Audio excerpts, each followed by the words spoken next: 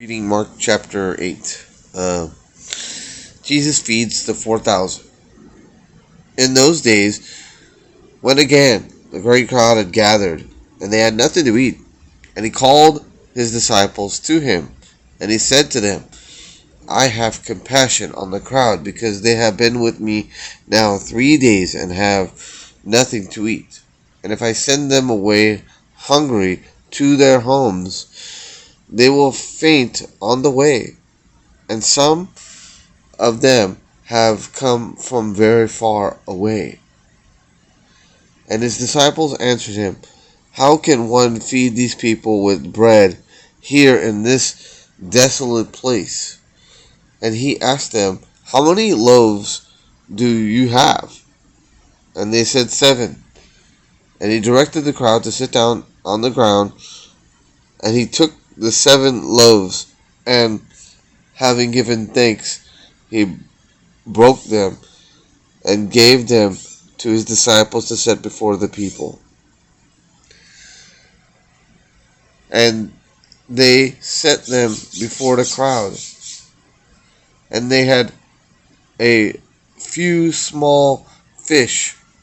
Having blessed them, he said that these also should be set before them. And they ate and were satisfied.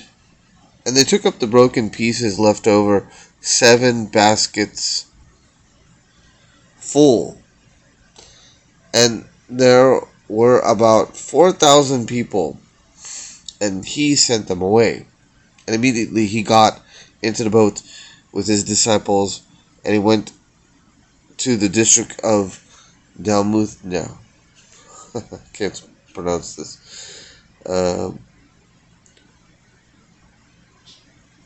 The Pharisees came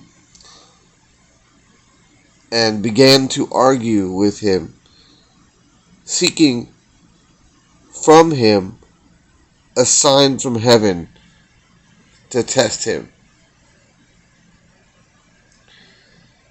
And he sighed deeply in his spirit and said, Why does this generation seek a sign? I truly say to you, no sign will be given to this generation. And he left them and got into the boat again and went into the other side. The leaven of the Pharisees and Herod. Now they had forgotten to bring bread, and they had only 1 loaf with them in the boat. And he cautioned them, saying, Watch out, beware of the leaven of the Pharisees and the leaven of Herod. And they began discussing with one another the fact that they had no bread. And only Jesus, aware of this, said unto them, Why are you discussing the fact that you have no bread? Do you not yet perceive or understand, or your hearts hardened? Having eyes, do you not see? And having ears, do you not hear? And do you not remember? When I broke the 5 loaves for the 5,000, and how many basketfuls of broken pieces did you take up? And they said 12. And the 7 for the 4,000, and how many basketfuls of broken pieces did you take up? And they said 7. And he said to them, Do you not understand? And they came to Bethsaida, and some of the people brought to him a blind man, and begged him to touch him. And he took the blind man by the hand and led him out of the village. And when he had spit on his eyes and laid his hands on him, he asked him, "Do you see anything?" And he looked up and said, "I see people, but they look like trees walking." And Jesus laid his hands on his eyes again, and he opened his eyes, and his sight was restored, and he saw everything clearly. Then he sent him to his home, saying, "Do not enter the village. Do not even enter the village." Peter confessing Jesus as the Christ. And Jesus went with his disciples to the village of Caesarea Philippi, and on the way he asked his disciples, "Who do people say that I am?" And they told him, "John the Baptist, and others say Elijah, and others the one of the prophets." And he asked them, "But who do you say that I am?" Peter answered him, "You are the Christ." And he strictly charged them to tell no one about him. Jesus foretells his death and resurrection. He began to teach them that the Son of Man must suffer many things and be rejected by the elders and the chief priests and the scribes, and be killed, and after 3 days rise again. And he entered, and he said this plainly, and Peter took him aside and began to rebuke him. And turning and seeing his disciples, he rebuked Peter and said, "Get behind me, Satan, for you are not setting your mind on the things of God, but on the things of man." And calling the crowd to him with his disciples, he said to him, "If any one would come after me, let him deny himself and take up his cross and follow me. For whoever would save his life will lose it, but whoever loses his life for my sake and the gospel will save it. For what does it profit a man to gain the whole world and forfeit his soul? And what can a man give in return for his soul? For whoever is ashamed of me and of my words in this adulterous and sinful generation, of him will the Son of Man also be ashamed when he comes in the glory of his Father with the holy angels."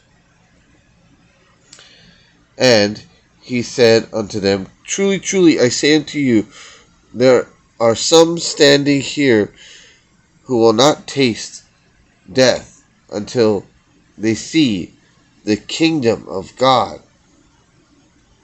after it is come with power." The Transfiguration. So, and after 6 days, Jesus took with him Peter, James, and John, and led him up a high mountain, and by themselves, and he was transfigured before them, and his clothes became radiant, intensely white, as no one on earth could bleach them. And there he appeared to them Elijah with Moses, and they were talking with Jesus. And Peter said to Jesus, "Rabbi, it is good that we are here. Let us make 3 tents, one for each uh, one for you, and one for Moses, and one for Elijah. For he did not know what to say, for they were terrified. And the cloud and a cloud overshadowed them, and a voice came out of the cloud, "This is my beloved Son.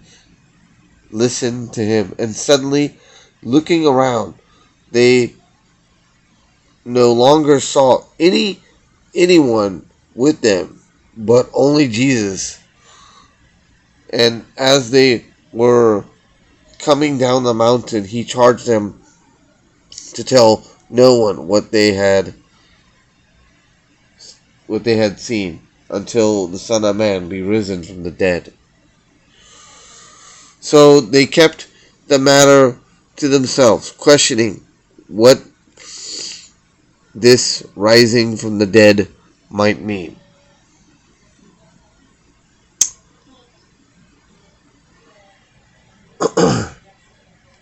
And they asked Jesus, "Why do scribes say that Elijah must come?" And he said to them, "Elijah does come first to restore all things.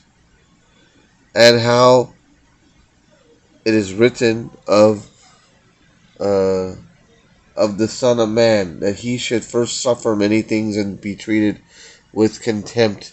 But I tell you that Elijah has come, and they did to him whatever they pleased, as it is written of him." Jesus heals a boy with the unclean spirit. And when they came to the disciples, they saw a great crowd around them, and the scribes arguing with them. And immediately all the crowd, when they saw him, were greatly amazed and ran up to him. And they asked him, "What are you arguing about with him?" With them. And some of the crowd answered, "Teacher, I brought my son for you, for he has a spirit which makes him mute. And whenever it seizes him, it throws him down, and he foams and grinds his teeth and becomes rigid. So I asked your disciples to cast it out, and they were not able." And he answered them, "O faithless generation, how long am I to be with you? How long am I to bear with you? Bring him to me." And they brought the boy to him. And when the spirit saw him, immediately it convulsed the boy, and he fell on the ground and rolled about, foaming at the mouth. And Jesus asked his father, "How long has this been happening to him?" And he said, "From childhood. And it has often cast him into the fire and into the water to destroy him. But if you can do anything, have compassion on us and help us."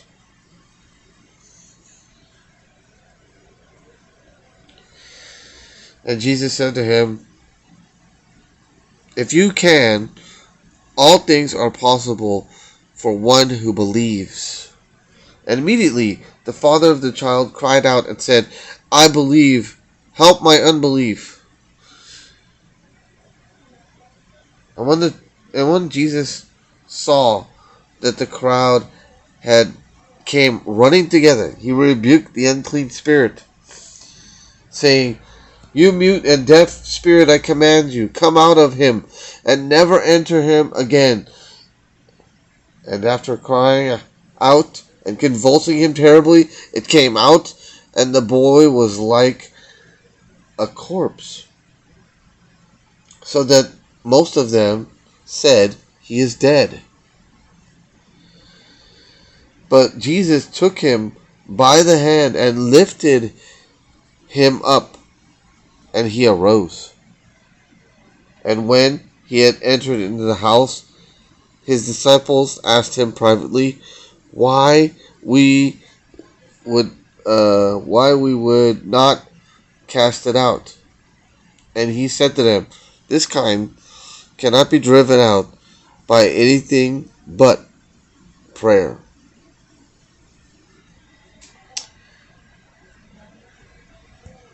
Give me a second.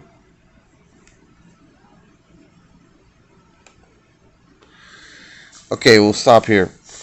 Verse 30. Well, let me see how many we have left in this chapter. Yeah, we'll stop here.